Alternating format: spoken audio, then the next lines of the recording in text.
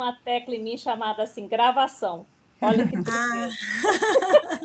Que bom. Porque nos últimos dias é ela que tem sempre nos lembrado das gravações. Então, eu vi Patrícia ali, já coloquei para gravar.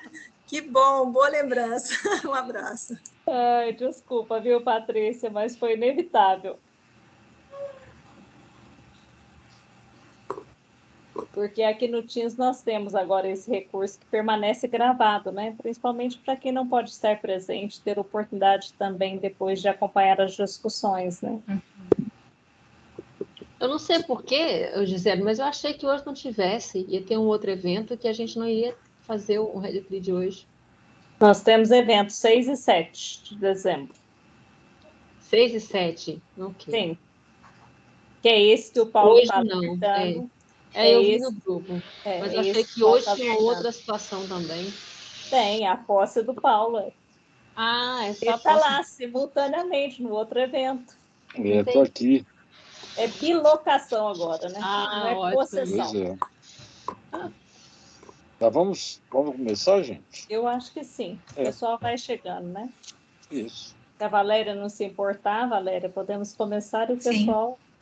Claro. Tá chegando aqui conosco. Todos aqui já conhecem o esquema também, né? Caso queiram já fazer alguma intervenção, né? E aí levanta a mãozinha, nós vamos coordenando essas atividades, né? Conforme havíamos, né, anunciado já quando fizemos o planejamento e depois confirmamos, hoje temos a presença aí da Valéria aqui conosco.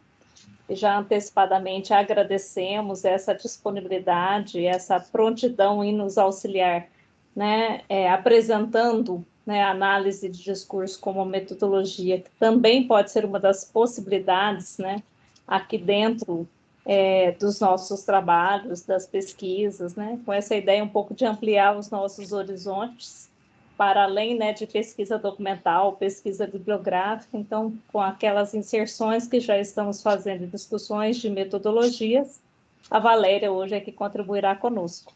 A Valéria foi indicada por um professor aqui da PUC-Minas, que é o pai da Sara, o João Bosco, falou muito bem, inclusive, do trabalho dela, e eu tenho certeza que nós vamos poder confirmar isso ao final, né? E a Valéria vem da área de letras, né, com mestrado, doutorado, pós-doutorado, já com essas discussões, e que trabalhou, né, e trabalha com análise de discurso. Eu não sei se algo mais possa acrescentar que seja interessante, também participa de grupos de pesquisa, tem uma vasta produção, e acredito, né, que vamos poder conhecer um pouco dessas inserções, dessas pesquisas, a partir do que ela vai apresentar. Valéria, então, vou deixar com você aqui. Vou só fechar meu áudio, mas qualquer coisa, estou aqui para auxiliar no que precisar. Sim, obrigada.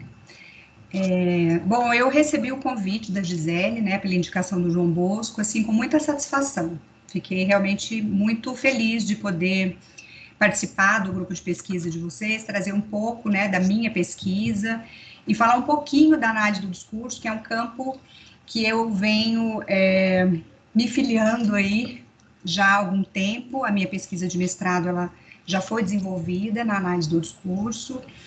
Eu sou da área de letras e eu sempre pesquisei, antes de conhecer a análise do discurso de matriz francesa, eu pesquisava com as bases teóricas da linguística aplicada.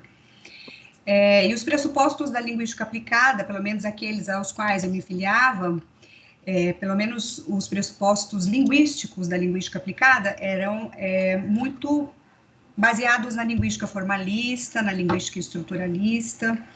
Então, para mim, a incursão pela análise do discurso foi aquilo que o Pechet propõe, uma grande mudança de terreno, porque a análise do discurso ela é entendida como um campo materialista, né? O Pechet é um grande filósofo materialista, marxista-leninista. O político, o pensamento político não é lateral no pensamento teórico do Michel Pechet, e para nós que saímos de uma outra área e nos filiamos, né, nós que nos dizemos analistas de discurso, é um deslocamento enorme, é de fato uma mudança de terreno mesmo. Então, hoje o que eu vou apresentar é assim uma coisa pequena perto do tanto que a gente pode falar. A gente pode falar de análise do discurso, assim, infinitamente, né? Então, eu fiz alguns recortes para tentar trazer um pouco do que é análise do discurso e de como a gente se movimenta dentro desse campo, ou dessa disciplina, na nossa pesquisa. Eu vou fazer um compartilhamento. Deixa eu ver se eu estou fazendo certo. Aparece para vocês? Sim. A apresentação? Perfeito. Sim, bom, eu deixo de vê-los, tá? Eu agora estou vendo só a Gisele no quadradinho aqui, vou até subir ela aqui. E eu estou trabalhando com uma segunda tela de apoio aqui, então eu vou ficar olhando aqui, mas eu agora não vejo mais ninguém, infelizmente. Esse recurso é um pouco... Bom, então, eu dei o título para essa participação de hoje de A Pesquisa em Análise do Discurso Materialista, Questões Analítico-Teóricas.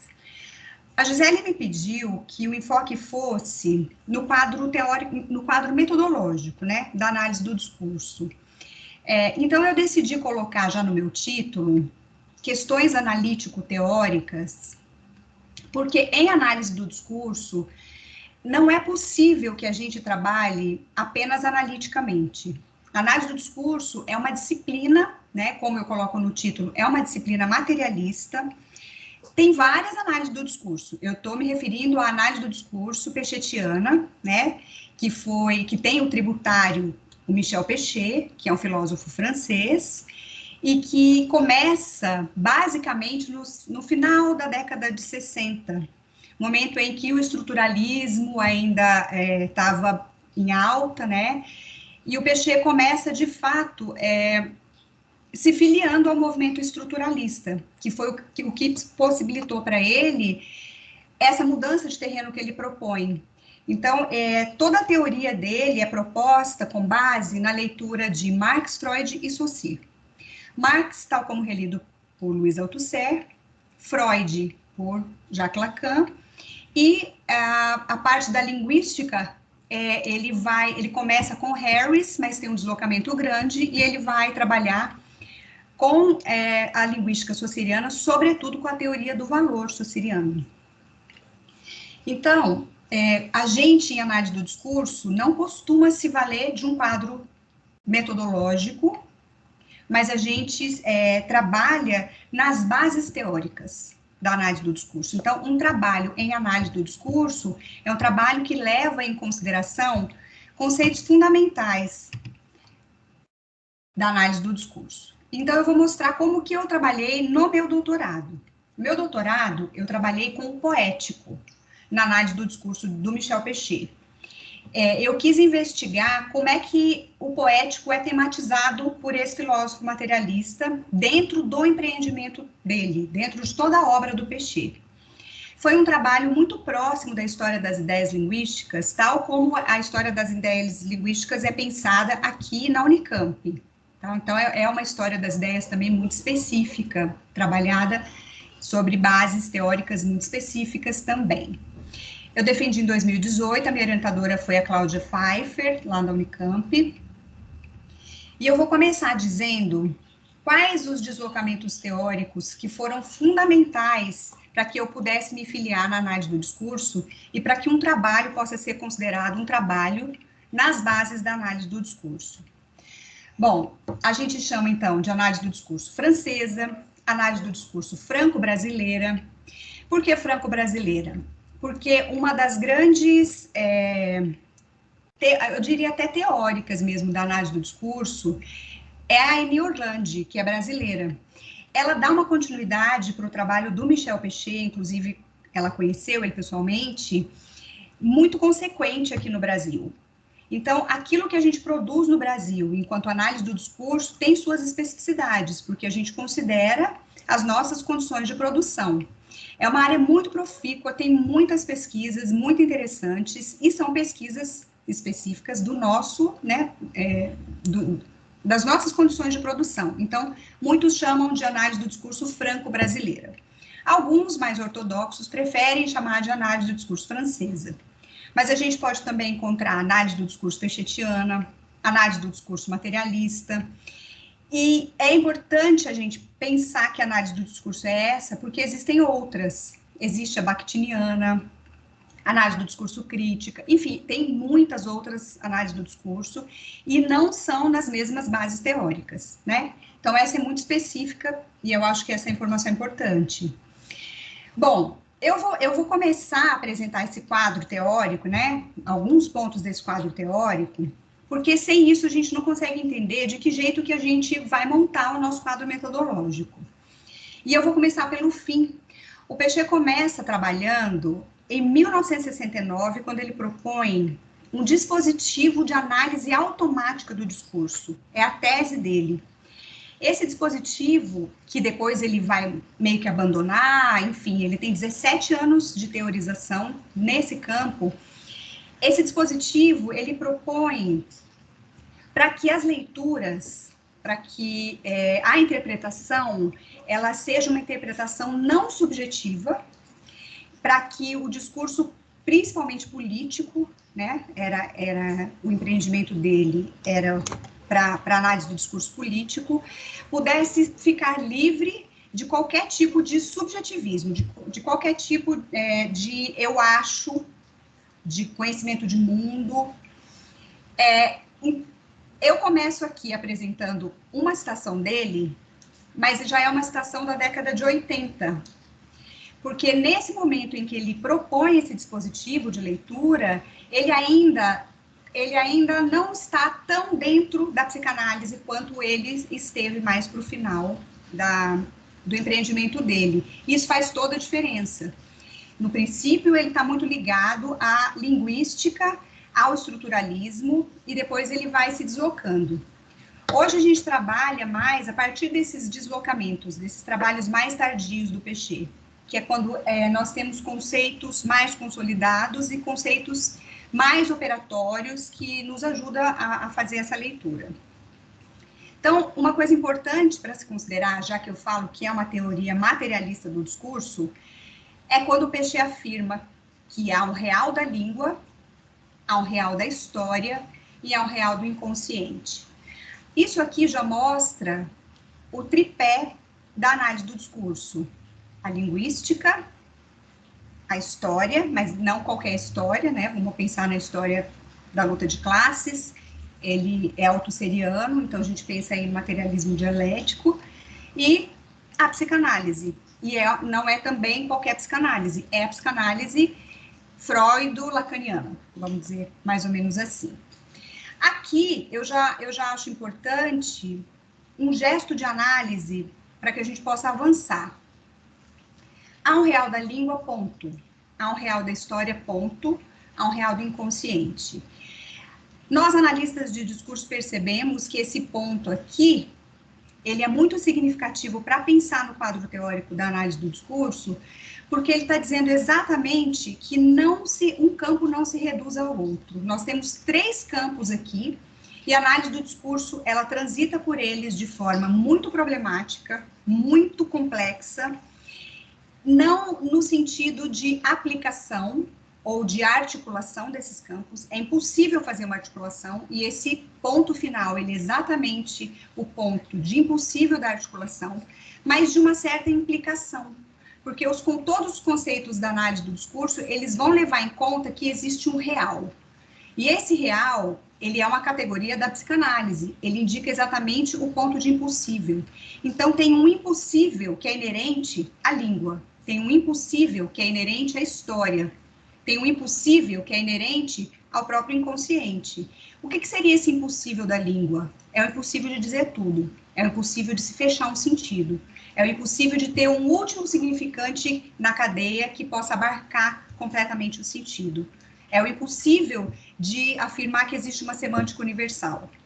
O que seria um real da história? Um real da história seria a própria contradição, que na análise do discurso é super importante ser levada em conta, mas não para ser resolvida, é para ser apontada, porque a gente trabalha com processo discursivo. A análise do discurso trabalha com funcionamento, na base de funcionamento, e não na base de buscar uma resposta, buscar uma verdade que esteja contida, por exemplo, no arquivo. E o real do inconsciente, o Lacan vai dizer que o pensamento é inconsciente.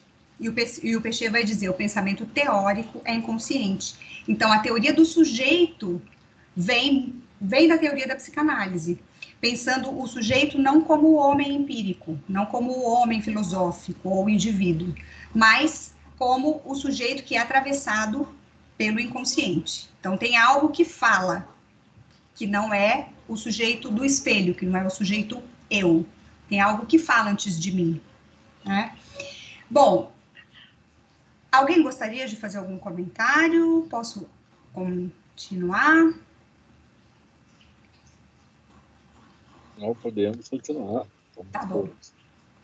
Bom, então, a língua, como esse não toda, né? Esse lugar do equívoco, porque tem sempre o impossível de se fechar um sentido, então o deslizamento de sentido, ele é inerente, o equívoco, ele é constitutivo, então os mal-entendidos não tem nada a ver com o fato de eu não saber o significado de uma palavra, os mal-entendidos, eles têm a ver com o fato de que a língua, de fato, tem buraco, tem brechas. Para a análise do discurso, a língua só vai fazer sentido se a história estiver junto, né? Então, a gente não consegue fazer uma análise puramente linguística, a história tem que intervir, e a gente vai ver isso nos procedimentos, né? Como que a história intervém, a língua só faz sentido na história.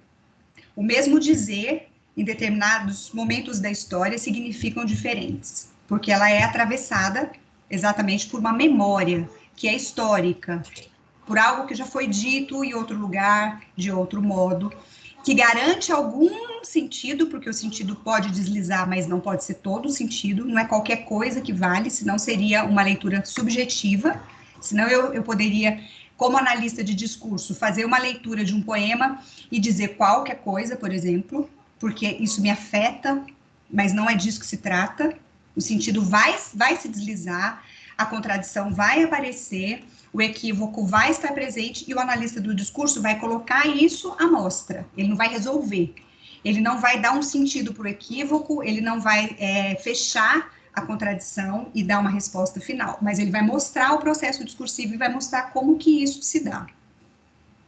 E o sujeito é uma categoria muito importante da gente pensar, é uma das mais problemáticas da análise do discurso, vem dessa teoria não subjetiva, né, da subjetividade do Louis Althusser, que é exatamente esse sujeito que não é centrado, esse sujeito que é atravessado pela hipótese do inconsciente, então ele nem sabe o que ele diz, só vai saber o que foi dito depois do dito, né, isso numa análise. Então, não adianta perguntar para o autor o que ele quis dizer num texto, nenhum tipo de texto, a gente vai fazer a pergunta, o que é isso? A gente vai ver como o sentido, como efeito vai ser produzido. Efeito do quê? Da língua na história. Então, sempre isso. A língua como um complexo que é afetado tanto pela história quanto pelo inconsciente. E a gente trabalha na análise do discurso com o conceito de forma-sujeito e com o conceito de posição-sujeito. Não é o tempo inteiro que a gente opera com conceitos, mas isso está na base da teoria. Por isso que a gente fala que a análise do discurso não pode ser entendida apenas como um quadro metodológico. Eu quero fazer uma pesquisa, eu quero me valer do quadro metodológico da análise do discurso. Isso funciona muito pouco. A gente vê algumas pesquisas que tem essa tentativa, mas a gente percebe que fica muito buraco, porque o modo como o texto é construído deixa ver, por exemplo, uma concepção de sujeito como indivíduo empírico, ou uma concepção de língua como instrumento de comunicação, por exemplo, né? Então, isso tudo aparece num trabalho de análise do discurso como conceito já entendido, já assimilado, mas nem sempre operatório. Então, o que seria uma forma sujeito para análise do discurso? O sujeito, ele está no mundo de formas diferentes, e isso é historicamente determinado. Então, por exemplo, a gente pode falar da forma sujeito da Idade Média, que tinha uma submissão ao texto religioso, e ao longo dos tempos a gente vê que existe uma passagem, né, para o sujeito moderno, que aí começa a prestar a sua conta aí como sujeito jurídico. E hoje se fala, por exemplo, um sujeito contemporâneo, e o texto do sujeito, o grande texto do sujeito contemporâneo, então, não é nem a lei e nem mais o texto sagrado, mas, por exemplo, a lei do mercado. Ah, mas é assim, passou de um para o outro, nunca sem intenção e nunca de uma maneira linear, né? Não existe essa linearidade, mas existe um jeito de estar no mundo que é determinado principalmente pelas condições de produção, principalmente pela luta de classe. A análise do discurso vai dizer, né? A luta de classe. Então, esses conceitos estão sempre sendo pensados a partir, né, de uma categoria aí da psicanálise e da história. E a posição sujeito também muito usada, né, muitas vezes como conceito até operatório, ela diz que o sujeito não é um homem empírico, não é um indivíduo, mas é uma posição, depende, e é no discurso que a gente vai ver essa posição sujeito. Então, por exemplo, a Valéria é um sujeito empírico, Valéria é um indivíduo, mas no texto, naquilo que ela produz, tanto falado quanto escrito, pode-se ver ali uma posição de sujeito professor, professora, aluna, pesquisadora. Isso vai depender do modo como isso está articulado na língua.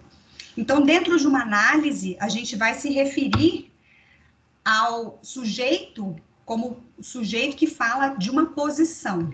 Posição não quer dizer lugar de fala. Isso é importante porque lugar de fala é um conceito novo, né, moderno, que a gente conhece aí da Djamila Ribeiro, mas não é a mesma coisa. Posição de sujeito tem a ver com esses conceitos teóricos da análise do discurso e não é, por exemplo, a Valéria, mulher branca, cis, que está falando. Não é disso que se trata, porque essa mesma Valéria, mulher branca, cis, pode falar de um lugar, pode ocupar uma posição sujeito que não tem a ver com esse lugar empírico dela no mundo. Então, isso a gente precisa levar muito em conta na análise do discurso. Posso prosseguir? Sim. Tá. Bom, como eu disse no princípio, é importante que a tese de valor sussiriana seja minimamente entendida pelo analista do discurso, né? Porque com o Saussure, a gente vai ver que a relação de representação de mundo, linguagem mundo, é desbancada a partir do momento em que ele vai falar que todo sentido é negativo e diferencial. Então, não existe nada de positividade na língua. E o Péchet se vale disso para mostrar como o sentido não é um conteúdo. Então, uma grande crítica do empreendimento do Péchet é exatamente a leitura de conteúdo, ou, por exemplo, a hermenêutica, porque não existe uma tentativa de esgotamento, uma tentativa de dizer tudo acerca de um objeto, exatamente porque é impossível. A partir da tese de valor do Saussure, é impossível uma positividade, é impossível entender o sentido como efeito, mas nunca como um conteúdo, nunca como aquilo que está contido na palavra, né? Aí eu trouxe uma citação do Saussure aqui, para a gente entender um pouco disso, né, um pouco mais sobre isso, que ele vai dizer assim, esse eu tirei dos escritos, não é do curso de Linguística Geral. Quando Diógenes diz a Alexandre, sai da frente do meu sol, não há mais em sol nada de sol, a não ser a oposição com a ideia de sombra. E a própria ideia de sombra é apenas a negação combinada da ideia de luz, de noite fechada, de penumbra, acrescentada a negação da coisa iluminada com relação ao espaço obscurecido, etc. Né? Então, para a gente analisar isso daqui, né, Diógenes diz a Alexandre. Quem foi Diógenes, né? Quem foi Alexandre? E que sol é esse que Alexandre está ocultando quando ele... E ele está na frente, né? Então, assim, é super metafórica, né, essa citação do Saussure. Metafórica no sentido de que existe uma grande projeção da metáfora, uma grande projeção do eixo, né, do paradigma sobre o sintagma, quando a gente pensa que sai da frente do meu sol, não quer dizer que a pessoa esteja sentada ao sol e alguém entra na frente do sol. Então, tem um processo de uma palavra por outra aqui, né? O Diógenes, que é esse grande cínico, né? Poderia ter dito para Alexandre de outra maneira isso, ele poderia ter sido literal. Ah, então tem literal? Não, não tem literal. Para análise do discurso, não tem literalidade. Tem uma materialidade que é linguística, e essa materialidade linguística, ela é a materialização do discurso. Então, não existe o literal. A metáfora é a base da produção de linguagem, porque sempre vai ser uma substituição. Sempre vai haver possibilidade de se dizer de outra maneira. Não existe uma forma base de se dizer alguma coisa, não existe um sinônimo, não existe uma palavra que deriva, que faz derivar outros sinônimos. Por isso que não existe a literalidade nesse sentido. E isso determina para a gente, por exemplo, a definição do nosso objeto. Qual que é o objeto do analista do discurso? O discurso. E o que é o discurso? O discurso pode ser qualquer coisa. Eu posso propor como análise qualquer materialidade, desde que eu a tome como uma materialidade discursiva. Então, eu posso analisar de bula de remédio a uma fotografia. Eu posso analisar qualquer coisa, desde que eu a tome como um objeto discursivo e que eu faça uma pergunta que seja discursiva. Se eu perguntar o que é, eu não vou estar fazendo uma pergunta discursiva. Eu teria que perguntar como o sentido tal se produz. Então, eu estou perguntando sobre o processo de produção do sentido. Então, o discurso é a materialidade da ideologia. E a linguagem, língua-linguagem. Então, a gente não trabalha só com a língua no sentido mais socialiano, né, que a gente fala que são as palavras encadeadas ou a estrutura da linguagem, mas a gente trabalha com a linguagem de modo geral, né, com fotografia, com imagens, com escultura. Tem muitos trabalhos lindíssimos feitos em análise do discurso, por exemplo, com análise de performances, de danças, de teatro, porque esse objeto é tomado discursivamente. E sobre ele é feita uma pergunta que vai conduzir toda a análise dessa materialidade, e a gente chama de materialidade. Por isso, novamente, pensando na análise do discurso como uma análise, como um campo materialista, né? O discurso é sempre determinado e apreendido dentro de uma relação com a história. É impossível fazer uma análise fechada no texto, porque nós não analisamos textos, nós analisamos discurso, e ele já está na história. E a ideologia, ela não é oculta. Para análise do discurso, não existe um ocultamento da ideologia, a gente vai desvendar. A ideologia, ela é inerente ao discurso. Não tem como não ter um discurso que não seja ideológico. Por isso que a gente fala que o conceito de condição de produção e de processo de produção são fundamentais na definição desse objeto discurso. A gente sempre começa a fazer uma análise, uma leitura, a partir da descrição das condições de produção desse discurso. Onde, quando, como, de que jeito, a gente vai descrevendo essas condições de produção. Isso vai ficando, talvez, um pouco mais claro quando eu mostrar um pedacinho da minha análise. O que é a ideologia, então, para a gente? A ideologia na análise do discurso é isso que fornece o sentido, sempre como efeito. Nunca o sentido existe, ele sempre insiste, mas ele não existe, porque a mesma frase sendo dita em contextos, em condições de produção, em momentos históricos diferentes, ela vai significar diferentemente. A história tem que intervir sempre, sempre, não dá para ser fora da história. Então, o Peixe vai dizer assim, a luta ideológica não é atribuída aos mal entendidos semânticos, porque não tem uma semântica universal.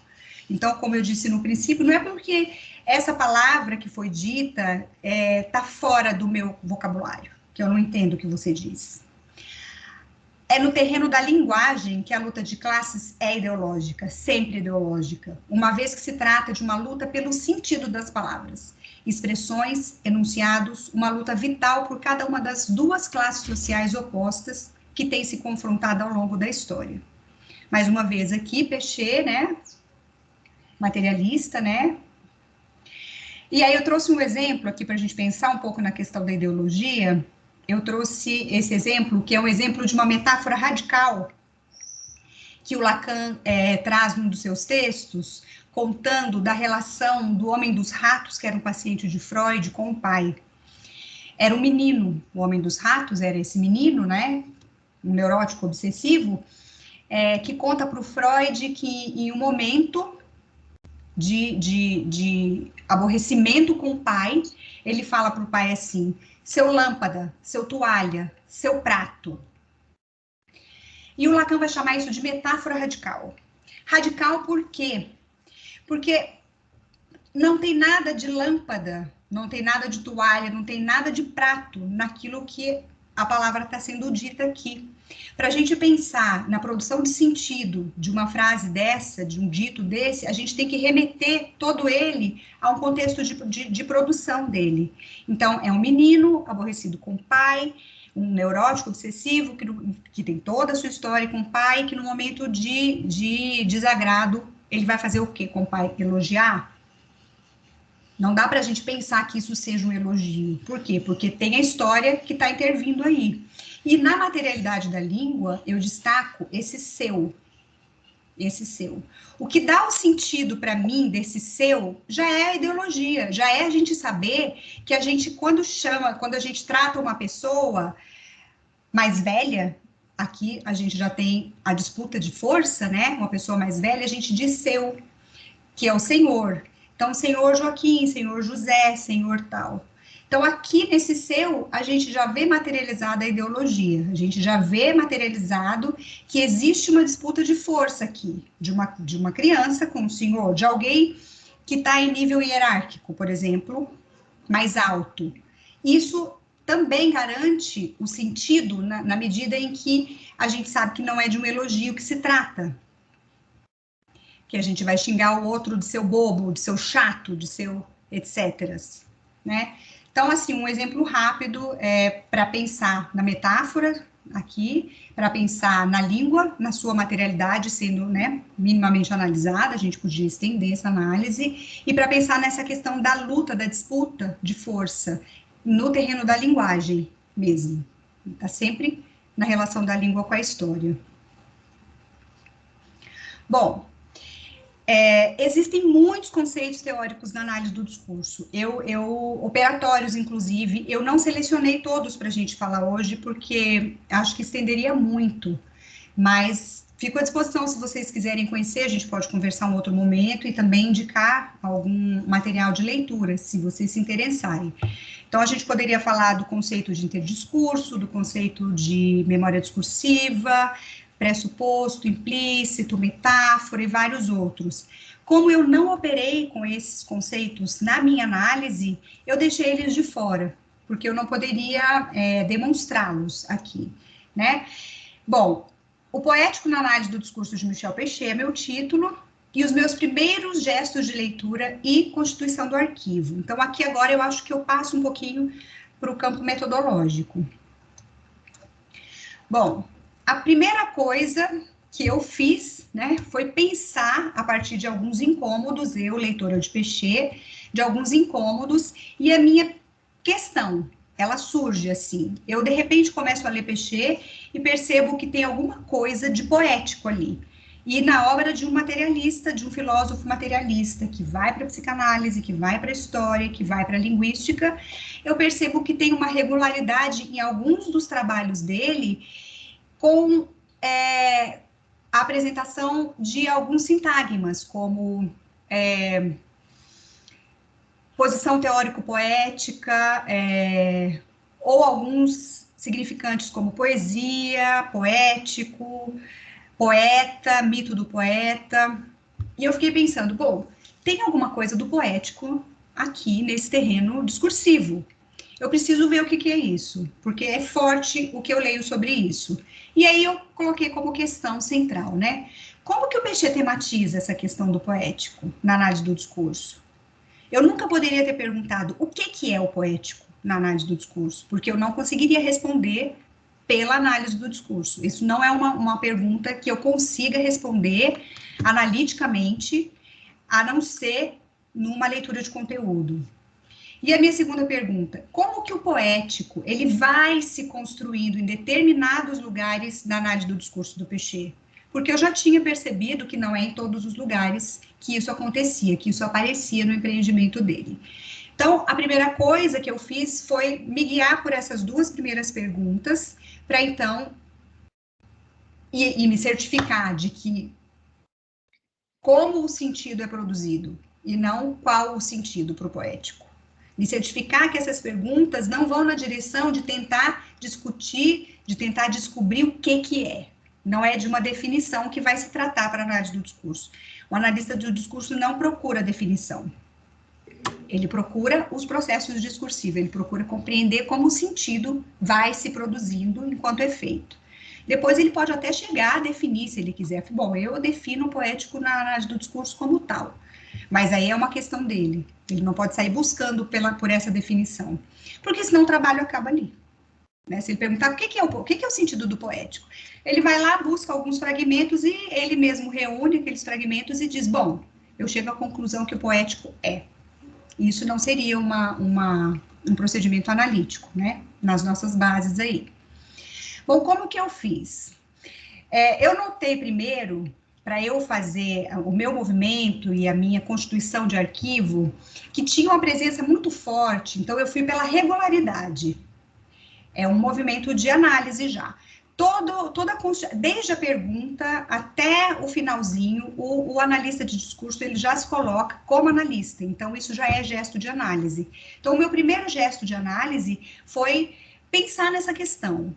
Em seguida, eu comecei a fazer uma primeira leitura de toda a obra do autor, desde 1969 até 1983, que é quando o Peixe morre. E eu lia de que jeito? Eu lia o texto que eu ia conseguindo caindo na minha mão. Eu fui atrás, fui no fundo de arquivo, no Michel Peixe, eu fiz uma tabela primeiro para saber qual era a obra dele completa, e eu não fui lendo isso linearmente, eu fui lendo o texto que cabia na minha mão, mas era importante que eu datasse, era importante que eu soubesse quando aquilo tinha sido escrito, em que condições de produção, pensando em conjuntura mesmo, teórica e política da época que aquele texto tinha sido escrito, e eu fui tentando observar o que tinha que podia me apontar para alguma direção sobre o poético dentro da obra dele. Então, o que eu percebi? Que tinha uma presença muito forte desses termos, poético e dos seus correlatos, de poetas, nos trabalhos da década de 80 a 83. Mas tinha uma ausência, que só foi sentida, então, no Só Depois, né? E essa ausência me fez pensar o que tinha naquele lugar. Por que daqui para frente eu tenho alguma coisa do poeta, do poético, já se formulando, e por que antes não tem nada do poético se formulando? Foi essa regularidade, eu parti dessa regularidade para fazer a minha investigação. E isso determinou a minha constituição de arquivo. Por quê? A constituição do arquivo de leitura, para análise do discurso, não está pronto. O arquivo não é a obra do Michel Peixe. A obra do Michel Peixe é para onde eu vou, mas o arquivo também faz parte do meu gesto de leitura. O Peixe tinha uma preocupação epistemológica muito grande. Então, ele tem vários textos em que ele vai formular essa preocupação dele com a epistemologia e que ele vai mostrar que o empreendimento dele é uma mudança de terreno, porque ele vai estar do lado, que ele fala, do lado de lá, da epistemologia. Então, não é uma epistemologia, por exemplo, positivista, né? Ele vai trabalhar dentro de uma concepção de história como historicidade. Não é como historicismo também, é como historicidade. Então, para ele, a história das ciências nunca é uma crônica. E ele vai partir ali de Foucault, de Canguilhem, quem mais? Com quem mais que ele está dialogando quando ele está na epistemologia? Bom, não é uma crônica, ou seja, a história não acontece de forma linear. Tem as interrupções, tem os cortes, tem as rupturas, tem a contradição. Sendo assim, toda a ciência, ela tem um ritmo próprio, ela tem uma temporalidade específica e não é uma sucessão de acasos. Também não adianta a gente querer ir atrás de um precursor. Não importa para a análise do discurso quem foi o primeiro que falou, por exemplo, sobre o signo linguístico. Se foi Saussure ou se foram os estoicos. Isso não importa, a gente não sai procurando por um precursor. Mas a gente, claro que leva em conta essa historicidade.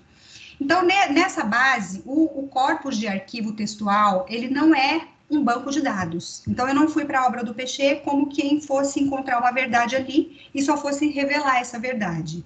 Eu fui para a obra do Péchet pensando que eu ia constituir esse arquivo, eu ia formar esse arquivo, dependia do meu olhar de analista e do meu gesto de analista para formar, porque o arquivo não é dado a priori, né? Ele tem um funcionamento muito opaco, quando a gente dá de cara com tudo aquilo que a gente tem de material e que a gente fala, para onde que eu vou com isso daqui? Aí a gente percebe a opacidade daquele arquivo, e é um momento de angústia, né? É aquele momento, e agora, o que eu faço com isso? E aí que a gente vai se debruçando, vai lendo. A gente sempre fala isso para os analistas, né? Para aqueles que se propõem a fazer uma análise do discurso. Leituras, leituras, leituras. Você tem uma pergunta? Faça as leituras, faça as leituras. Alguma coisa vai saltar para você. Em algum momento, algo vai te pegar, vai te chamar atenção. E é dali que você vai começar a fazer também os seus gestos analíticos. Porque não está pronto ali. Você não vai achar nenhuma resposta. Você vai construir essas respostas. Bom, qual foi a minha entrada para a minha análise? Eu não queria trabalhar com conceitos muito operatórios da análise do discurso, porque eu estava pesquisando o Péchet e eu estava pesquisando nas bases da teoria do Péchet. Ia ficar muito difícil para mim o tempo inteiro trabalhar nesse batimento teoria e análise, usando, me valendo de Péchet o tempo inteiro. Isso ficou muito complicado para mim na época. Então, tinha hora que eu trazia um fragmento para analisar e eu fazia essa análise com base na análise do discurso, segundo Péchet. E eu estava analisando um fragmento de uma obra do Péchet. Então, eu desisti disso, foi muito árduo, eu desisti, eu fiz uma entrada diferente. Eu fiz uma entrada pela intertextualidade e pela interdiscursividade. Então, a análise do discurso, ela tem muitas entradas, muitas entradas. O analista vai achar dele. Por isso que é importante que o analista de discurso, ele estude a teoria, para ele saber de que jeito que ele vai entrar para propor essa leitura nas bases da análise do discurso. Não tem um quadro metodológico pronto, que eu falo, eu vou me valer desse quadro metodológico e isso já vai ser suficiente para eu fazer minha análise. Isso não acontece em análise do discurso. Não é simplesmente um instrumental analítico que a gente pode se valer dele. Eu entrei por essa intertextualidade, interdiscursividade. Então, o que eu fiz? Eu peguei vários textos, que seriam essa intertextualidade do Péchet, e eu fui destacando desses textos fragmentos que a gente pode chamar de recortes ou de enunciados, de sequências discursivas. Eu fui destacando isso de vários textos de várias épocas do Péchet, do trabalho todo, desde 1969 até 1980. E para que eu fizesse essa leitura, eu tive que colocar esses fragmentos numa relação de interdiscursividade, que seria numa relação de sentido, para ver de que modo eu conseguiria ler, né, discursivamente esses fragmentos. Então, eu saio do texto, né, é lógico que o texto, ele é importante, mas na hora da leitura eu saio do texto e vou para a leitura do discurso. E a Eni vai dizer, né, que intertextualidade restringe-se à relação de um texto com outros textos, e a interdiscursividade, ela mobiliza essas relações de sentido. Bom, feito isso, eu cheguei à conclusão que de todas as obras do Péchet, aquelas das quais eu me valeria de fato na minha constituição de arquivo, seriam algumas poucas. Porque, de novo, a análise do discurso não tenta esgotar o sentido. Eu não preciso eu não preciso trazer um corpus exaustivo, eu não preciso fazer uma análise exaustiva, porque eu vou mostrando produção de sentido, eu vou trabalhando com o funcionamento, né, do discurso por ali. Então, eu escolhi esses textos aqui. Então, tem esse de 75, são 2 textos de 75, né, que eu peguei, A Língua Inatingível, que é o que mais, foi onde eu bebi mais dessa fonte, sobre a desconstrução das teorias linguísticas, metáfora e interdiscurso, ler o arquivo hoje e análise do discurso 3 épocas. Daqui eu tirei todos os fragmentos, daqui eu tirei todos os recortes, a gente opta como a gente quer chamar isso daí. Eu chamei, acho que de fragmentos ou de certos e tal. Bom, de que jeito que a gente lida com isso? Constituído o meu arquivo, eu delimito esse corpus, né? O meu corpus de arquivo foi exatamente a reunião de vários fragmentos, e eu fui reunindo por regularidade, e eu fui intitulando essas regularidades. Daqui a pouco eu mostro como que eu fui dando o título para essas regularidades, que tem a ver com discurso, que tem a ver com sentido. Então, eu reuni alguns fragmentos que apontavam para o poético na direção de pensar a teoria do valor, na direção de pensar, por exemplo, o modo como o Peixe se desliga do movimento estruturalista, na direção de pensar numa teoria materialista do discurso. Eu fui fazendo essa reunião. E na hora de lidar com isso, o gesto do analista, ele tem que ser sempre... Aqui eu coloquei em círculo porque eu não soube desenhar, mas é numa espiral. Ele tem que ser sempre de descrição à interpretação e volta na teoria, descrição à interpretação e volta na teoria. Por que descrição? Porque é a partir desse movimento de descrição, de mostrar, de dizer o que tem ali na frente, de mostrar esse funcionamento descritivamente, que alguns pontos de interpretação vão sendo possíveis. Tá indo muito rápido? Não, acho que está tranquilo. Pelo menos para quem já tem um pouco de leitura, está tranquilo. Agora, quem não tem, eu fico um pouco preocupada. Aí estão conseguindo acompanhar. Depois mesmo. a gente assiste de novo. Também, se vocês quiserem perguntar alguma coisa, talvez na hora que eu mostrar um pouquinho da análise, essa coisa conceitual, porque é uma teoria carregada de pressuposto, né? Não é uma coisa muito simples e tal. Tem alguns desdobramentos, igual você disse, né? No Brasil, inclusive, né, algumas áreas acabaram fazendo, né, um outro caminho metodológico. Na psicologia, por exemplo, práticas discursivas de sentido. Uhum. Então, já tem outros caminhos. Sim. Eu não saberia dizer se seria filiado a essa análise do discurso. Não sei se vocês... Sim, depois eu te coloco até uma experiência de escrever uma comunicação que fizemos.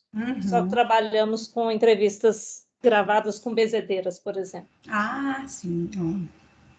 Muito, muito. Tem trabalhos lindos em análise do discurso, lindos mesmo. Tem aqui um quadro que a gente pode chamar de etapa de análise, mas ele não resolve muito, porque aqui ele não te dá os recursos operatórios, ele te dá alguns movimentos. Então, a gente parte da superfície linguística, a língua como essa base material, né? Ou a imagem, mas a gente parte de uma materialidade visível, né? Uma materialidade que a gente possa descrevê-la. A gente vai transformar isso em objeto do discurso, na medida em que a gente vai colocar isso para opacidade, ou seja, a gente não vai olhar para aquilo e acreditar que aquilo é o que a gente está vendo, então a gente vai devolver aquele objeto, aquele objeto mesmo, a sua opacidade, a gente vai duvidar daquilo que a gente está vendo, porque a gente vai fazer a história interferir. Então, a gente vai transformar isso num objeto discursivo. Então, essa fotografia não é simplesmente isso que eu estou vendo.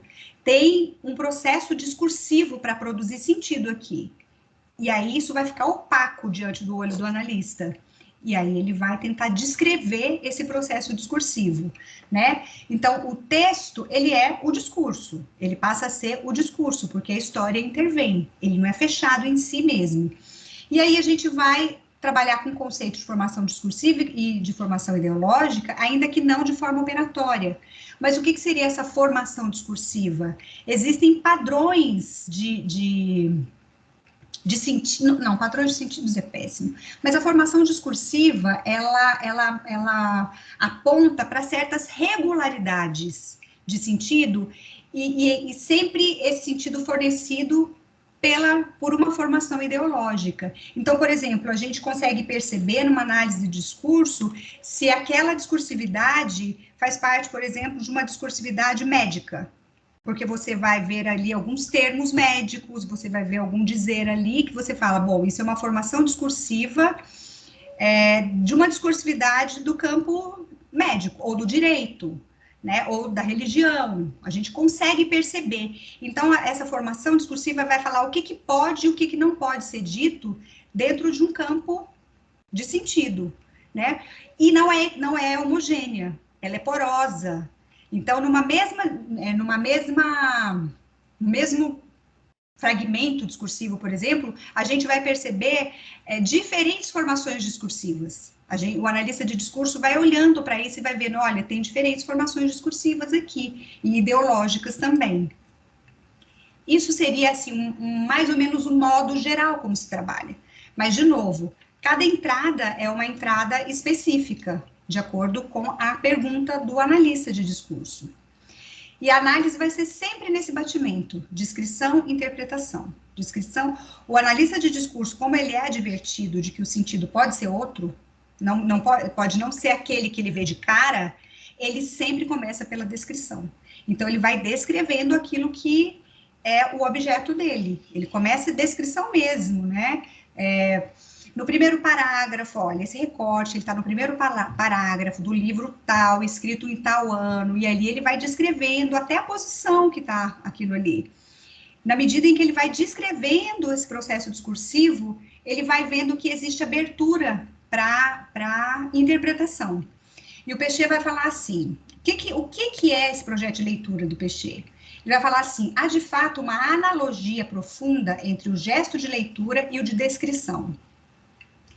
Toda leitura destrincha o texto, privilegia certos elementos para ocultar outros, reaproxima o que dispersou e dispersa o que estava unido. É um movimento que o analista de discurso vai fazer. Ele vai reunindo aquilo que é de regularidade, em termos de efeito de sentido, ele vai vendo aquilo que quebra com a regularidade, porque isso também interessa. Por que quebrou? Não, aqui quebrou com a regularidade. E aí ele vai dispersando, ele vai privilegiando alguns elementos, ele não vai tentar esgotar o texto. Ele não vai pegar um fragmento de 20 linhas e vai tentar dizer palavra por palavra o que quer dizer aquilo ali. Ele vai privilegiando alguns elementos, né? E a aposta é fazer dessas intervenções, que ele chama que é operacionalizada, nossa aposta é fazer dessas intervenções operacionalizadas, de alguma forma selvagem ou inconsciente, na leitura espontânea, intervenções reguladas, desmontando o objeto a ser lido segundo os próprios eixos que o estruturam.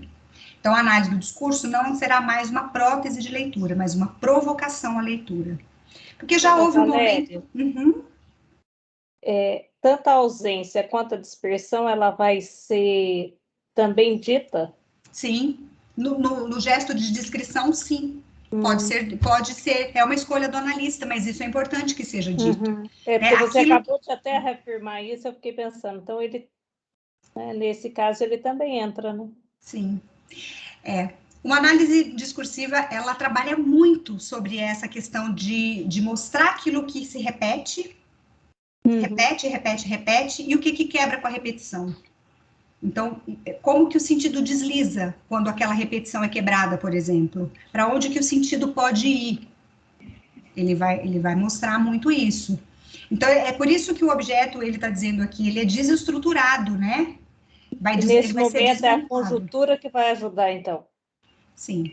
Sempre essa abertura para a história, sempre essa abertura para aquilo que foi dito em outro lugar, para aquilo que já existe, porque o sentido, ele não nasce em lugar nenhum. Para análise do discurso não tem uma origem do sentido, né? Existe isso que ele chama de memória discursiva, que é histórica, na verdade, né? Que é o que garante que o sentido não seja qualquer um. O sentido é algum, pode ser outro, mas não é qualquer um, porque a história intervém. Tem uma história, né? Bom, o que são esses gestos de análise, ou de leitura, ou de interpretação? Geralmente a gente recorta mesmo enunciados, que a gente pode chamar de recorte discursivo, sequência, fragmento, excerto, e eles vão ser trazidos aqui no meu trabalho de diferentes textos do autor. E eu vou colocar isso, vou agrupar isso em algumas relações que eu chamo de interdiscursiva, porque eu percebo regularidades. Mas dentro dessas regularidades também percebo aquilo que escapa. Esse movimento já é parte do gesto de análise, né? O dito é sempre posto em relação ao não dito, ao dito em outro lugar, que é o que a gente chama de memória discursiva. Então, quando se diz Y, se apaga X. Quando se diz X, se apaga Y. Esse apagamento também é mostrado. Esse apagamento também pode ser apontado, de algum modo. Vai ser sempre posto em relação, né? Partindo do princípio de que a língua é negativa e diferencial. A materialidade da língua, da linguagem, do seu objeto, né, é a base dessa produção, mas sempre na relação com a história, sempre na relação com a historicidade, nunca fechada em si mesmo. Então, um analista de discurso, por exemplo, que está analisando uma performance, uma dança, ele precisa colocar aquilo dentro a gente fala de contexto, de condição de produção específica e geral, mais ampla, né? Ele pode começar pela condição de produção específica, ele pode começar ali mostrando quando aquilo foi feito, onde aquilo foi feito, e ele vai ampliando essa condição de produção até mostrar, por exemplo, que isso se repete, uma performance feita agora, né, durante a pandemia, ele pode mostrar como isso também produz algum efeito, algum eco em uma performance, sei lá, de 20 anos atrás, enfim. Sempre tem essa abertura para a memória, para aquilo que foi dito, feito em outro lugar. Isso faz parte do movimento de análise. E a teoria sempre junta, né? A teoria está sempre sendo trazida durante esse movimento. Nesse momento aqui, a pergunta do analista precisa ser sempre levada a sério, para não tentar responder coisas que não se perguntou, porque os sentidos, eles vão se proliferando, né? Como efeito, mas eles vão se proliferando. Se a gente não tiver a pergunta muito forte, muito firme ali, daqui a pouco a análise vira uma coisa completamente descontrolada, a gente não sabe para onde que vai. Então, a pergunta é sempre o fio condutor. Por isso que a gente precisa fazer uma pergunta que seja discursiva e que realmente seja possível de resposta. E a gente percebe que, às vezes, no meio da pesquisa, a gente precisa mudar a pergunta. Tem uma coisa com poético aí, mas essa pergunta não está me levando. Talvez seja o momento, então, de eu redimensionar isso, porque o meu corpus está me dizendo aqui, ó, não dá para responder. Não consigo te trazer nada que te leve para uma resposta sobre isso. Então, a gente precisa ver, às vezes é o corpus que te dá a pergunta, porque ele tem algo que insiste mais do que aquilo que você está querendo saber. A pergunta, então, foi essa, né? Como que ele tematiza o poético e como que o poético vai se construindo. Então, eu vou mostrar aqui alguns, né, gestos de análise mais voltada para o corpus. Vocês estão cansados? Porque agora entra também numa parte que é um pouco... Não tem nada leve, né? Fica tranquila, Valéria. Então tá. Bom, eu dei esse título aqui, A Poesia desde as Verdades de La Palisse, porque isso foi, todos os títulos, os subtítulos, né, do meu trabalho, na minha análise, eles têm a ver com regularidades já. Eles já têm a ver com alguns sentidos ou efeitos de sentido que eu fui percebendo a partir da leitura. Então, o próprio título já é um gesto de análise, já é um gesto de interpretação. Por que eu chamei de A Poesia desde as Verdades de La Palisse? Tem um texto do Péchet que se chama Le Vérité de La Palisse, que foi traduzido aqui para o Brasil, né, pela ENI, como Semântica e Discurso. Mas o título é Le Vérité de La Palisse. É um livro de 75. Eu percebi que isso quebra com uma regularidade daquilo que eu tinha visto anteriormente, que tem uma profusão de poético nos textos da década de 80.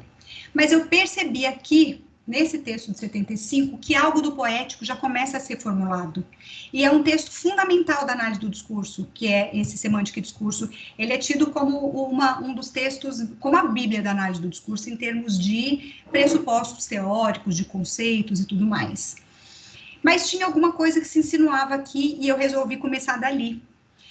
Ele é um texto de 75, aqui eu já falo um pouco da condição de produção dele. Ele é um texto de maio de 75, ele é um livro, um dos poucos livros do Péchet. Se eu não me engano, ele só tem 2, o resto é tudo artigo reunido. E eu coloquei ele na relação com o... Cadê? Vou ler em português, porque meu francês é pobre. Nossa, não pus em português. A propósito da análise automática do discurso, atualização e perspectivas, que é também um texto de 75. Então, o que tem de regularidade dos dois? A data. E o que tem de irregularidade dos dois? Nesse primeiro texto, que de maio de 75, algo do poético já começa a se formular. Nesse texto de março de 75, que foi publicado na revista Langage, uma ausência total de qualquer referência e de qualquer questão que se possa ser pensada. Uma ausência de possibilidade mesmo de formulação de algo do poético.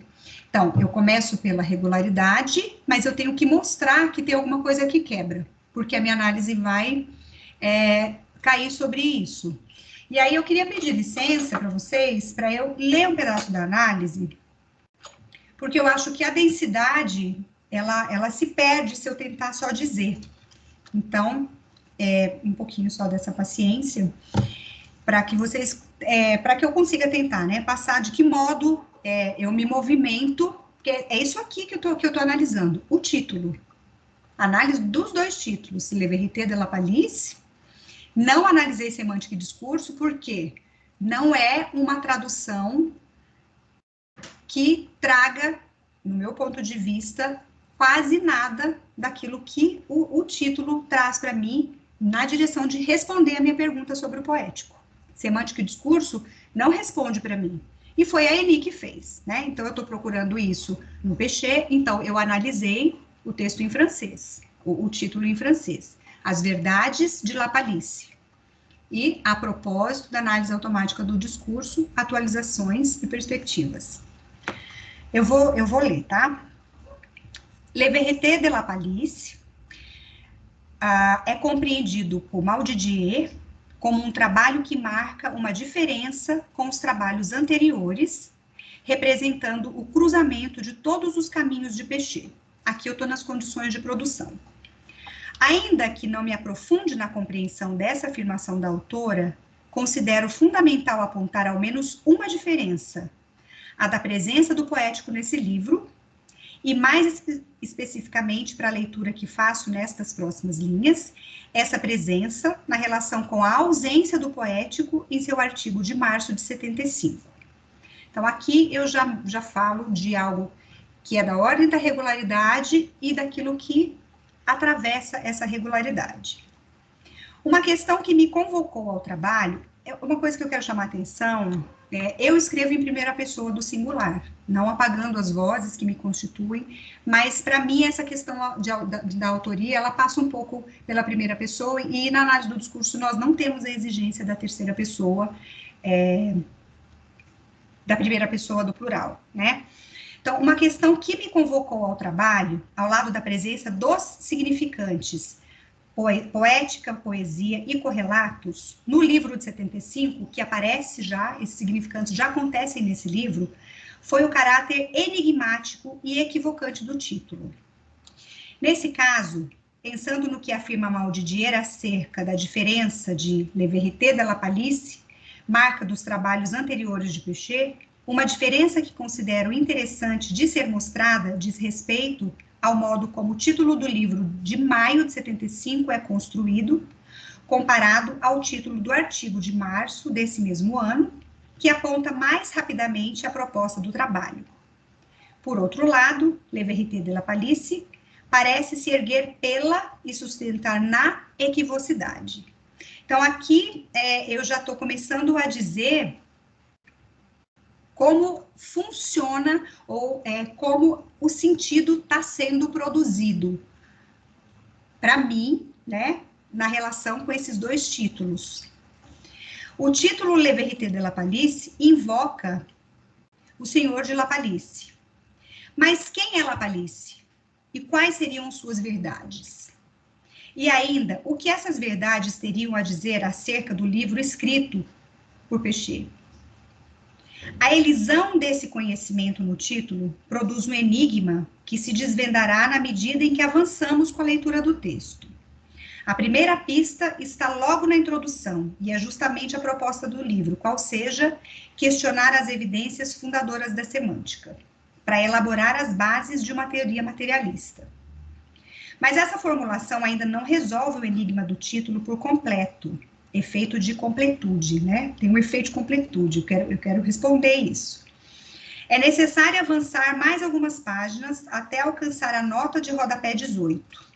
Então, o meu movimento de análise é esse. Eu estou no título, mas eu não consigo responder isso só pelo título. Eu preciso me movimentar ainda pela obra e eu preciso ir colocando isso na relação com a obra do Péchet, que é isso que está fora, né? Nessa nota 18, Lapalisse é apresentado como um patrono dos semanticistas, e em sua homenagem, a pista fundamental para se desvendar o enigma do título. São 5 estrofes que cantam uma exaustiva afirmação do óbvio, como se pode ver na primeira estrofe. E aí eu cito essa primeira estrofe, porque a própria palavra estrofe já remete a sentido de poesia. Então, como que tem algo da poesia se formulando nesse título, nesse trabalho? E a estrofe é: senhores, queiram ouvir a área do famoso Lapalisse. Ela poderá vos divertir, contando que vos alegre. Lapalisse teve poucos bens para sustentar seu nascimento, mas nada lhe faltou enquanto viveu na abundância. Há ainda no corpo do texto uma referência aos semanticistas como aqueles que, de bom grado, se utilizam de classificações dicotômicas do tipo abstrato concreto, animado não animado, humano não humano. Os versos da canção na nota de rodapé fazem referência a esses classificadores, sustentando a crítica de que o semanticista, ao tentar classificar realidades estranhas como a história, as massas, a classe operária, ficará em apuros. Aí é uma citação do Péchet. O que dirá o semanticista? Trata-se de objetos ou de coisas? Aí fecha a citação. Então, eu estou fazendo o batimento com outros recortes do próprio texto e com a teoria. A essas indagações segue a ironia do próprio Péchet. Gozado como a máquina de classificar, de repente se enrola. Então, eu parto do título, mas eu preciso colocar outros fragmentos na relação para tentar sustentar a minha análise de que algo do poético já está se formulando a partir do título e nesse material de 75. Então, a meu ver, o título Le Vérité de Lapalisse funciona como uma metáfora. Penso nesse título como metáfora pela via que Lacan observa sobre a estrutura metafórica ser isso que indica que é na substituição do significante pelo significante que se produz o efeito de significação, que é de poesia, ou criação, ou, em outras palavras, do advento da significação em questão. Aqui entra a teoria para sustentar que a metáfora aponta para mim que algo do poético esteja se formulando. Porque eu não poderia só dizer, bom, isso é uma metáfora, então tem poesia aqui. Como analista de discurso, eu preciso sustentar isso teoricamente. E eu vou buscar isso, eu fui buscar isso no Lacan. Eu poderia ter ido buscar isso no Jacobson, eu poderia ter buscar isso na teoria literária, mas como eu estudo psicanálise, eu encontrei aqui algo que pudesse sustentar que existe algo do poético se formulando aqui, a partir do momento em que há uma metáfora até meio radical aqui. Nesse sentido, Le Vérité de Lapalisse tem a ver com poético. Péchet, ao formular esse título, assim como o poeta, ele se faz acelerador das partículas da linguagem. E aqui eu estou citando o próprio Péchet quando ele fala do poeta. Que o poeta, ele é um acelerador das partículas da linguagem. E aqui, para mim, o Péchet, ele se comporta como um acelerador de partículas da linguagem. E ele leva aos últimos limites a tese de que o espaço do valor é o de um sistêmico capaz de subversão, em que, no máximo, qualquer coisa pode ser representada por qualquer coisa. De novo, eu trago a teoria para sustentar o que algo do poético pode ser dito a partir, então, da teoria do valor, do Saussure. Na formulação desse título, ainda que com Péchet admitamos que não há linguagem poética, que isso é uma outra formulação dele que eu analiso mais para adiante, não poderíamos deixar de reconhecer que Péchet não faz pequenas economias, uma outra citação do Péchet para dizer que o poeta não faz pequenas economias. Então, o que eu tentei fazer foi ir descrevendo, foi achando espaço de interpretação, mas sempre a teoria sustentando a minha leitura. A leitura que me interessou fazer do título do livro, de maio de 75, se alia ao destaque que dou à presença de uma canção como peça fundamental para sua formulação teórica, ou seja, como peça fundamental para sustentar sua posição teórico-epistemológica acerca da semântica. Considero essas duas referências significativas para discutir o modo como o poético vai se colocando, ocupando um certo lugar na teorização de Péchet. Porque a partir do momento que o Péchet considera a poesia tal como ele considera, de fato fica insustentável considerar a semântica mais ortodoxa, né, do modo como o Péchet vai fazendo a crítica dela. Então, nesses dois lugares, há que se destacar que Péchet não fala de poesia, ele não articula nenhum dos significantes que lhe sejam correlatos. Entretanto, algo da ordem do poético se marca. Então, aqui, com a leitura dos dois títulos, eu não trouxe nada dos significantes de poético, de poesia, mas eu consigo sustentar que algo do poético começa a ser formulado nessa obra. Sobre o recurso às estrofes da canção, em homenagem à La Palisse, há que se sublinhar que elas são trazidas em nota de rodapé e não são absolutamente acessórias na discussão acerca da semântica. Antes, elas são fundamentais para sustentar a construção do título e a crítica acerca das evidências da semântica. Há que se observar ainda que elas não são trazidas para a cena discursiva a fim de serem analisadas discursivamente. O Péchet não faz análise de poesia, de canção, de obra literária. Isso é algo que eu precisei deixar muito claro. Porque se há uma poética, né, do Péchet, não tem nada a ver com o campo estético, nesse sentido. Aliás, sobre esse comentário, adianto que o recurso aos textos poéticos não é privilégio desse texto de 75. Mais adiante, aí eu vou prosseguindo, né? Então, isso aqui foi um pedacinho de uma análise que eu fiz desses dois títulos, tentando mostrar, fazer esse batimento, né? Primeiro colocando os textos em relação e depois a relação de interdiscursividade e tentando fazer o que eu tinha mostrado aqui atrás, né? Esse movimento de descrição e interpretação, mas sempre sustentado teoricamente nas bases discursivas.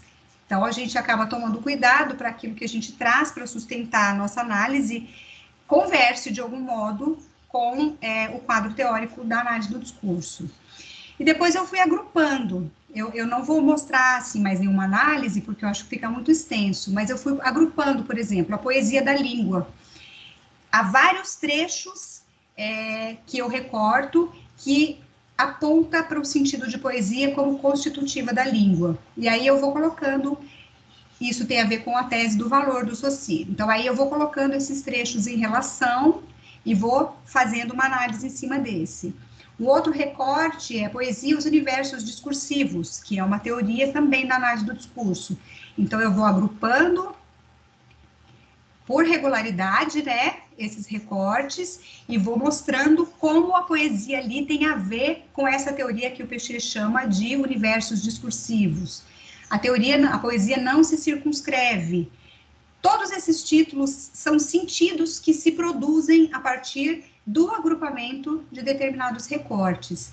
Até que eu chego numa parte que eu gosto muito aqui, que é a irrupção poética e política do equívoco na história, que é a hora que a gente vai para o campo mais materialista do discurso, né? Ela pensada com relação ao real da história. E aí também, de novo, eu vou agrupando o mito do poeta, eu vou agrupando esses recortes, o poético como ato revolucionário, eu vou agrupando e vou fazendo a análise desses grupos de fragmentos, desses grupos de recorte, e o título sempre dizendo algo do sentido como ele está sendo produzido. Bom, eu acho que eu falei exageradamente muito. Poderia falar mais 5 horas e não daria conta de esgotar. Mas, assim, essa foi minha entrada, é mais ou menos isso, assim. Agora, eu acho que, se vocês toparem, a gente pode conversar um pouco e, se tiver tempo, né, para isso. Não, tem, pelo menos tem um tempinho curto, mas tem e é importante, né? Que assim também vamos conseguindo dirimir algumas dúvidas que possam ter ficado aí, né? Sim. E será que eu posso parar a apresentação para ouvir vocês? Sim, pode ficar tranquila, Ai, que Valéria. bom que Muito obrigada.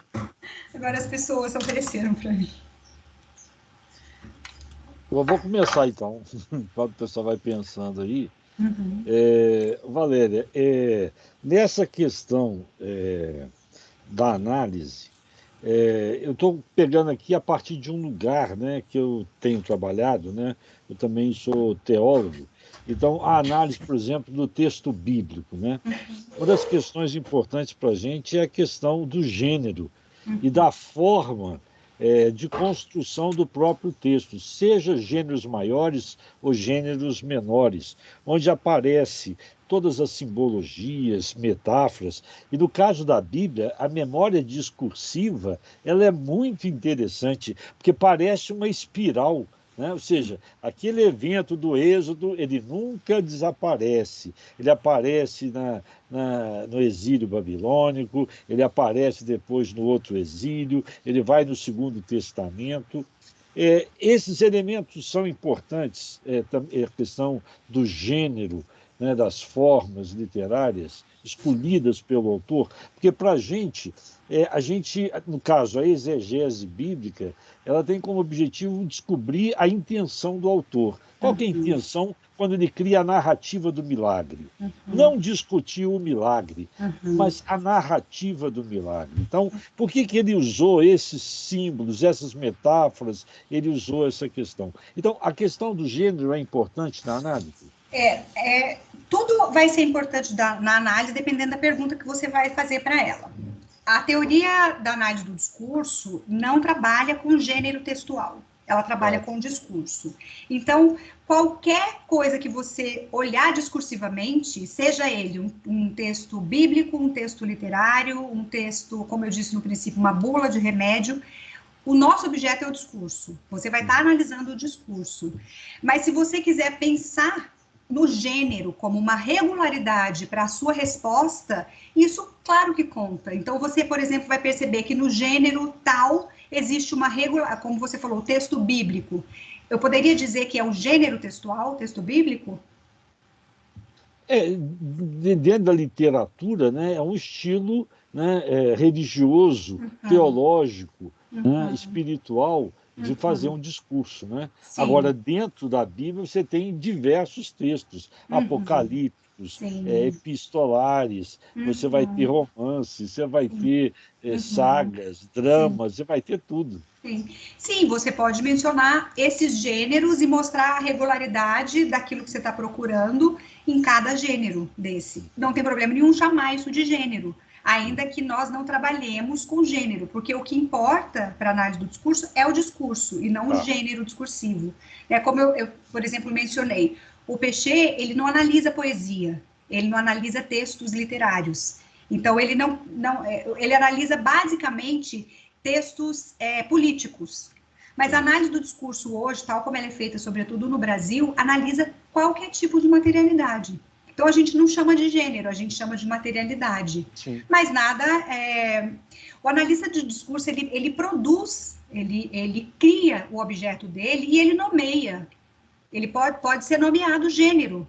E aí você vai ter que sustentar e justificar isso teoricamente. Agora, esse movimento que você diz, né, isso que você já observa, isso é um movimento analítico, discursivamente pensando, né? Esse espiral, isso que retorna, isso que vai, isso que vem. A única questão que para nós não se coloca é a intenção do autor. A gente não pergunta o que o autor quis dizer, por que o autor fez assim. A gente mostra como o autor fez e qual sentido e quais os efeitos de sentido que esse fazer desse modo produziu. Porque, para nós não temos acesso à origem do pensamento do autor. Se o pensamento é um pensamento inconsciente, inclusive teórico, nem que o autor estivesse vivo. né? A gente pode perguntar para ele o que você quis dizer. Ele vai dizer o que ele quis dizer. E aí a gente pode até discordar dele. A gente fala, mas não foi esse o sentido que eu consegui É igual a obra formular. de arte, né? A obra de arte já está aberta, né? Sim. Como também o texto, ele é semanticamente aberto, né? Sim. O sentido, ele é produzido enquanto efeito, né? Efeito da pergunta do analista, efeito das relações que o analista faz a partir dessa intervenção da história. Então, a gente só não se coloca essa pergunta da intenção mesmo do autor. Obrigado. Valéria, aí você fez o recorte em um autor, né? Uhum. Os discursos podem ser de uma determinada época e de várias pessoas? Sim, com certeza. Com comparação? Claro, com certeza. Para serem postos em relação, né? A gente trabalha com essa coisa da relação. Pode ser. E assim, tem trabalhos em análise do discurso que são feitos sobre um recorte ou dois. Tem trabalhos de análise do discurso que são feitos sobre uma obra inteira, sobre várias obras. Isso tudo depende do modo como o arquivo vai ser montado. E esse arquivo sendo constituído pelo analista de discurso, o analista de discurso vai sempre mostrar o porquê desse gesto de constituição do arquivo na relação com a sua pergunta. Então, para essa pergunta, foi necessário que eu recorresse a tais textos, por exemplo, porque é ali que eu consigo perceber o que se repete e o que quebra com essa repetição. E é isso que vai interessar dentro de uma análise. O que a gente só não faz é tentar esgotar o sentido. É tentar fazer uma coisa muito exaustiva. Porque, como o sentido não vai se fechar, então não adianta a gente tentar buscar quando foi que qual foi a origem disso e quando isso começa, quando isso termina. O analista de discurso nunca vai trabalhar dentro dessa completude, embora seja uma tentação. Embora seja de fato uma tentação, a gente quer chegar numa resposta última, uma verdade. Então a gente é uma luta, assim, da gente falar, bom, acho que aqui já deu, acho que eu já respondo a minha pergunta, sempre com o meu último capítulo, ele que seria de conclusão, eu não chamo ele de conclusão, eu chamo, e sobretudo, muitos pontos de interrogação. Porque tem muita abertura para continuar com a pesquisa. Dá para ir para outros lugares, dá para fazer mais perguntas. E a gente sabe disso, a gente tem que lidar, tem que sustentar a angústia de que a gente não vai saber tudo. Jaqueline levantou a mão aí. Boa tarde. Agradecer, né, a Valéria, belíssima a sua pesquisa, profunda. Nossa, encantador o seu tema. E eu estou pensando aqui, eu sou professora, e como que nosso trabalho, com essa questão desses efeitos de sentido, que a gente pode produzir na mente dos educandos, né? Eu estou aqui pensando, eu estou me lembrando de diversas coisas, nós fizemos uma disciplina de linguística com o Pedro Perini, não sei se você conhece, e ele falava muito isso com a gente, ele falava, existe uma palavra cheia. Então, quando você vai definir uma coisa, principalmente para os educandos, para as crianças pequenas, você não pode ficar floreando muito, você tem que descobrir o que é que você quer dizer. Você vai falar aquela palavra cheia, porque aí você não deixa margem no seu discurso para dúvidas, né? Então, aí você vem falando que o pensamento teórico é inconsciente.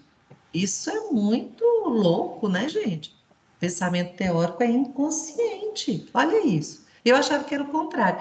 E outra coisa, que a língua só faz sentido na história. Então, não tem como a gente pegar um discurso, vamos dizer, bíblico. Eu estou aqui tentando escrever algumas partes da Bíblia para as crianças e lendo a história do Davi, e ele lutou com Golias, e eu falei, meu Deus, como é que eu vou traduzir isso para as crianças? Eu falo o tempo todo, não usem de violência. E agora eu vou escrever o livro e vou...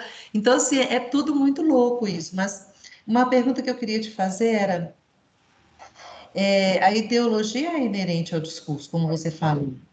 Mas eu me lembro que a gente estudava muito Saussure e também Chomsky. Você também trabalha com ele? O Peixe, ele traz o Chomsky. O Peixe é muito interessante, porque ele é filósofo, mas ele entra para esses outros campos de uma forma, assim, um mergulho mesmo, muito intensa. Então, ele estuda os linguistas, todos. Ele estuda, inclusive, Chomsky. E ele vai para Chomsky para falar da questão da ambiguidade. Ele vai mostrar como, em Chomsky, a ambiguidade não é ou, mas é e. Cabe um e naquilo que é ambíguo. É isso e é aquilo também.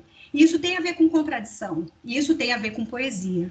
É muito pontual o modo como o Peixe se dirige a Chomsky, porque, por exemplo, ele vai discordar da teoria como é que chama mesmo? Inatismo, né? Ele vai discordar do inatismo do Chomsky, mas ele vai ler o Chomsky especificamente para mostrar em que ponto a gente pode pensar a língua como isso que é passivo de deslize, de equivocidade, né? Então, aí agora você falando da criança, né? Falar para a criança de modo inequívoco, eu fico pensando que nada mais equívoca do que a própria fala da criança. E a beleza disso, né? Eu estava lembrando aqui do meu filho pequeno, eu falei assim para ele, Vi, mamãe vai arrumar seu banho, tá? Senta aqui. Aí ele falou assim, estagou? Tem uma literalidade, né? É uma literalidade, mas que aponta para uma equivocidade gigante, né? Então, assim, para a teoria discursiva, é impossível ser literal nesse sentido. É impossível que a equivocidade não seja a primeira na língua, né? Eu chego à conclusão, aqui junto com o Peixe, que a poesia ela é constitutiva da língua na medida em que a poesia tem a ver com equívoco. Ela tem a ver com o equívoco. Então, não dá para tentar limpar o equívoco. No processo discursivo, a gente mostra como a equivocidade vai operar, como a contradição vai operar.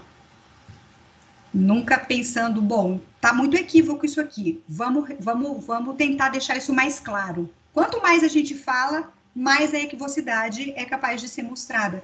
O outro exemplo, eu dou aula de literatura, eu estava dando aula de literatura para o 6º ano, estava lendo Manuel de Barros para os alunos, e eu tive um aluno que falou assim, numa leitura, professora, nosso campo de visão é quadrado ou redondo?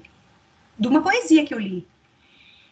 Aí eu olhei para ele e falei, e agora? Eu falei, então, o que você está pensando? Ele falou, é quadrado.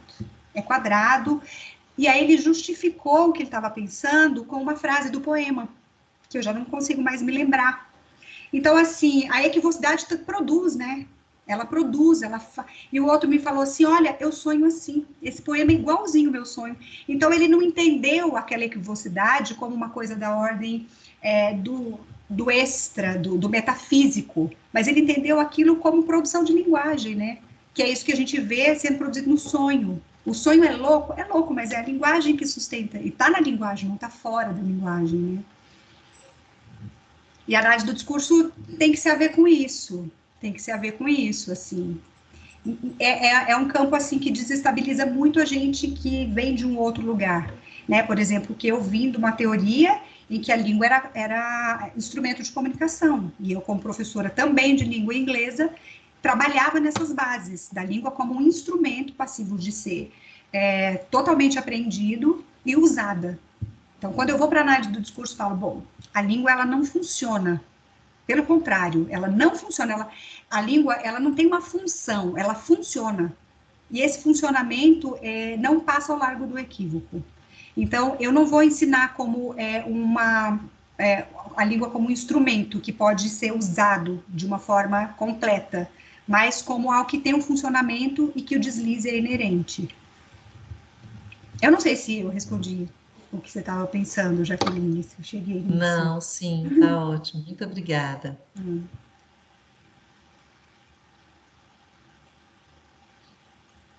que mais, gente?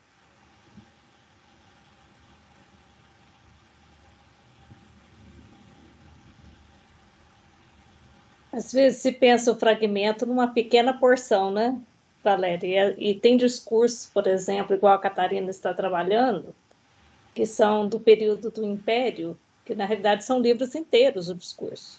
Uhum, né? Porque a oratória naquele período era o funcional, vamos dizer assim, né?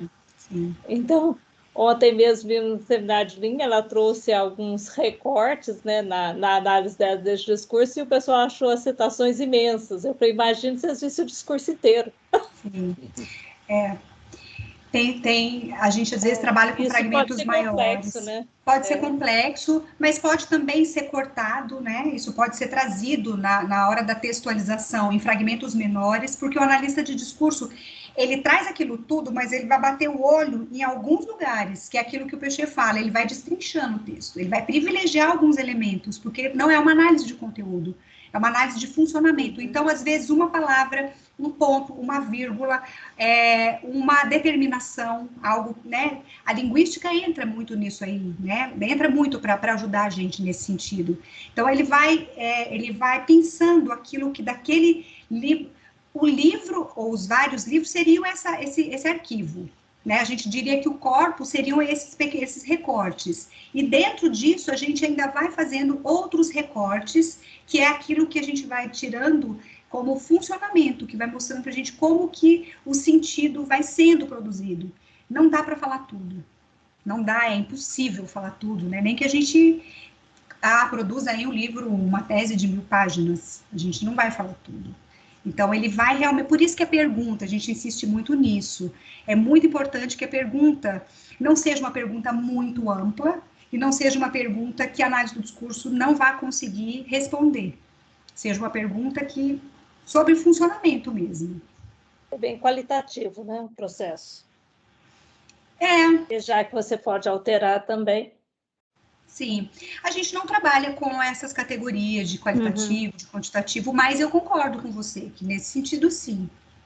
Né? O próprio quantitativo, se a gente for pensar na regularidade, ele tem o seu lugar porque algo chama atenção. E isso que chama atenção tem a ver com isso que se repete. Mas a gente não vai contar como recorrência. Recorreu 15 vezes. Isso não importa. Importa que existe uma repetição e que essa repetição aponta para um funcionamento. Que funcionamento é esse? Acho que tem alguém assim. É o Rosinei. Fala, Rosinei. Valéria, excelente, muito bom, muita coisa. Aprendemos coisas demais hoje, né? Muito interessante, você trouxe, depois foi passando naquilo que você construiu, né?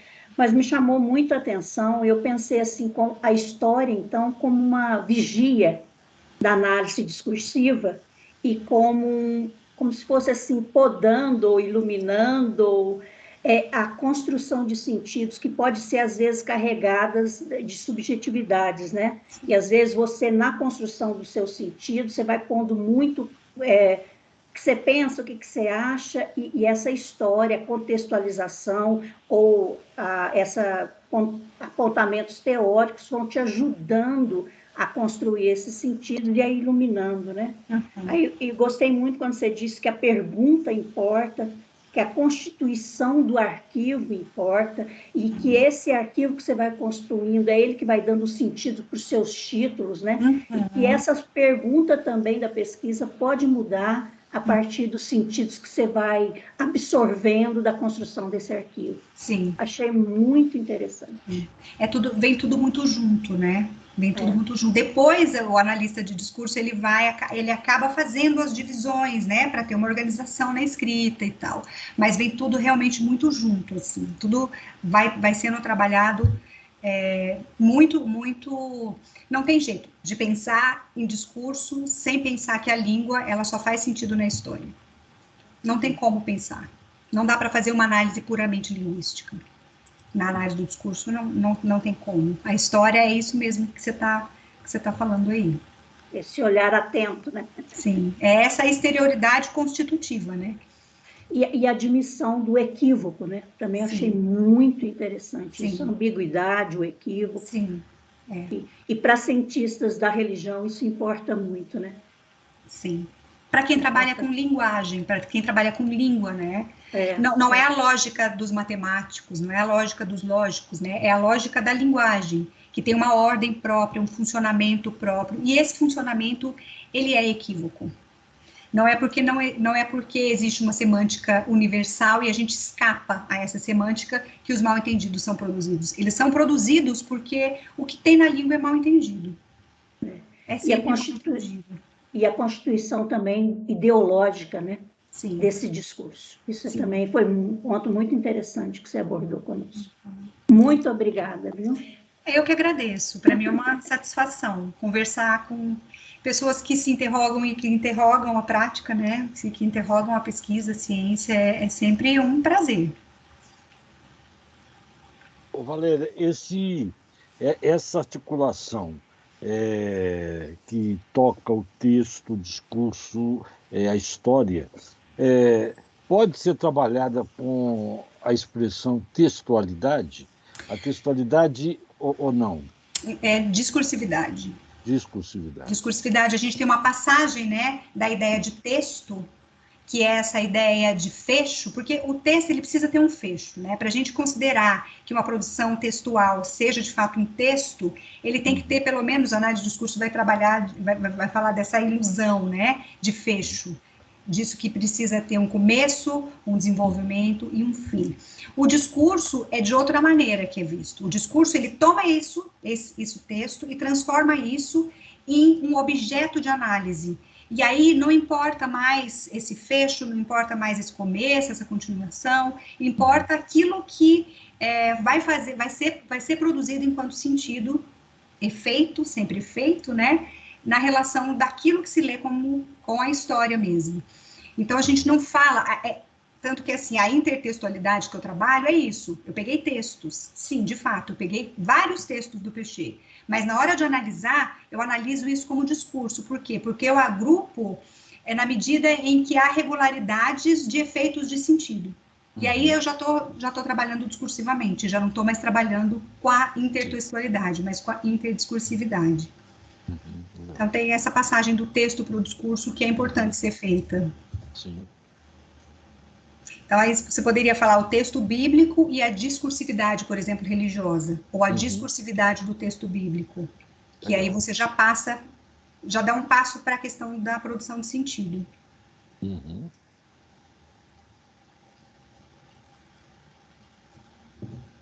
Bom, o nosso tempo está chegando ao final, né?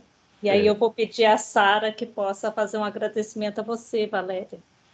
Nada melhor do que conterrâneo para conterrâneo, né? Viu, gente? Eu falo que Tranhim tem coisa boa, vocês não acreditam. Valéria, muito, muito, muito obrigada por despender esse tempo para falar aqui com a gente. É muito, muito bom ouvir você falar e ver como que você é apaixonada, né? E a gente fica ali pensando e anotando, né, Rosinei? Vendo o que a gente consegue absorver ao máximo disso. Muito, muito obrigada mesmo. E eu acho que foi um momento bom para todo mundo e espero ter-te de volta aqui. É um prazer, eu estou muito satisfeita mesmo, né? Eu recebi o convite com alegria, satisfação, e eu me senti muito em casa, gente. Eu me senti, assim, falando com o meu grupo, assim, de trabalho, pela acolhida de vocês. Então, eu acho que quem tem que agradecer sou eu aqui, pela oportunidade de poder falar, de fato, de alguma coisa que é importante para mim. E espero que alguma coisinha tenha afetado aí, e estou à disposição. Estou sempre aqui. Certinho, muito obrigada, viu? Eu que agradeço. Isso. O grupo agradece imensamente. Muito obrigado mesmo. Né? Estamos aqui. E quando precisar, nós vamos te chamar de novo. Ótimo, estou à disposição. Okay. Obrigada, viu, Valéria, mesmo. Obrigada, Gisele, pelo contato. Vou lhe enviar a comunicação que eu fiz sobre as benzedeiras, vamos ver o que você vai avaliar. Tá certo. Gente, então lembrando que a gente, né, quem quiser apresentar resumo ainda para o nosso colóquio, tem hoje ainda, né, até 300 palavras, né, e fazer inscrição para o colóquio também, vai ficar muito ruim, né, o colóquio é nosso, a gente não se inscrever. Ele está precisando de dinheirinho também, né, baratinho, mas está precisando de dinheirinho lá para produção, vai sair um livro depois com a produção, né, dos anais, né? Então, isso é importante a gente contribuir aí. E o nosso próximo encontro está previsto para o início de dezembro, não é isso, Gisele? Dia 3. Então, talvez a gente estava pensando até, talvez, fazer uma maneira diferente essa avaliação e planejamento. Talvez enviar alguma coisa para cada um responder, né? E né? Porque hoje está todo mundo apertado, correndo atrás aí, desesperado, vai ter o colóquio, né? Então, talvez a gente invente uma maneira diferente de fazer avaliação de planejamento. Pode ser? Vamos pensar aqui, né? Pessoal, eu vou deixar um abraço para vocês, vou deixar vocês à vontade aí para as Não. questões internas. E, Tá. de novo, foi um prazer, viu? Tá, fique à Prazer, vontade. Valéria, muito obrigada. Obrigada. Então, gente, é isso, né? Vamos ficar por aqui, não é isso? Ok, Eu acho que foi então, muito- quando receberem aí o formulário, por gentileza, né, pessoal? É. Todos preenchendo para que nós possamos ter o registro e, ao mesmo tempo, já planejar. Faremos a devolutiva no grupo do planejamento já para o início do semestre que vem, prevendo algum início de reunião, inclusive, né? O grupo vai continuar, né, remoto, mas a gente está vendo aí como é que vai ser, né, a situação das atividades de aula, se vão ser presenciais ou não. Vamos tentar aí ver como é que vai ser, ver se o Conselho Nacional toma uma posição, o MEC.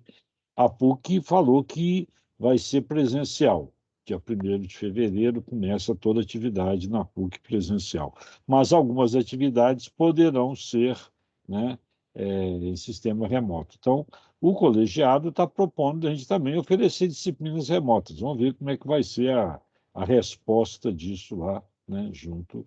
Mas orientação, grupo de pesquisa continua remoto, né?